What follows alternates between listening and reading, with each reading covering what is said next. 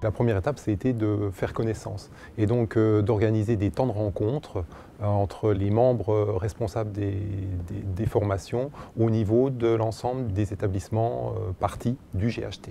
Et puis petit à petit, il a fallu instaurer une forme de confiance entre les participants et cette confiance a permis à chacun de se livrer, de donner plus d'informations et de pouvoir mesurer aussi la réalité des différentes situations. La grosse question au départ, on ne savait pas trop par quel bout prendre les choses et comment évoluer et on a bénéficié d'une action de formation financée par l'ANFH auprès d'un consultant qui nous a permis de bien identifier ces étapes et qui nous a aidé à construire le parcours. Lorsqu'on s'est rendu compte qu'il y avait une échéance forte qui était au 1er janvier 2018 sur les achats de formation, c'est là qu'on a vraiment mis en place des échéances avec les livrables. L'élément phare de ces livrables, ça a été la charte de la formation continue, sur lequel on a pu apporter des précisions sur les instances qui vont gérer un peu la formation continue au niveau du GHT, notamment le comité de pilotage, le comité technique et puis éclaircir les missions du coordonnateur et de son suppléant dans le cadre de la construction donc, du plan de formation du GHT. Dès 2016, nous nous sommes réunis. Donc, la première étape a consisté à se connaître, apprendre à se connaître et voir comment nous allions pouvoir travailler ensemble. Donc la deuxième étape, ça a été donc de réaliser un diagnostic de l'existant formation au niveau de chaque établissement partie du GHT. On a pu identifier des besoins communs.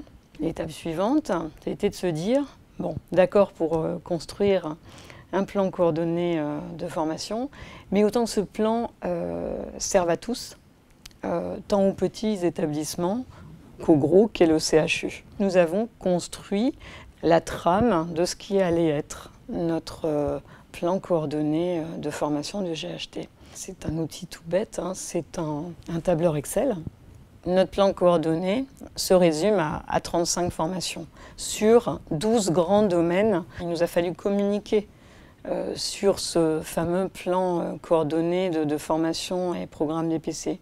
L'idée, ça n'était pas de repartir du catalogue du CHU, c'était véritablement de donner une visibilité, une lisibilité et une image à notre GHT formation. La mise en œuvre opérationnelle des formations donc, composant le plan coordonné donc, a démarré dès le mois de janvier 2018. Chaque établissement s'est en effet engagé à former un nombre de professionnels correspondant à ses besoins sur chaque grand domaine de formation. L'idée, c'est également d'évaluer évidemment ce premier plan coordonné donc, en fin d'année et on ajustera au fur et à mesure du temps. L'établissement support donc, et le CHU de Rennes a vraiment pris en compte tous les besoins de chaque établissement partie. Aujourd'hui, on a fait un catalogue de formation GHT,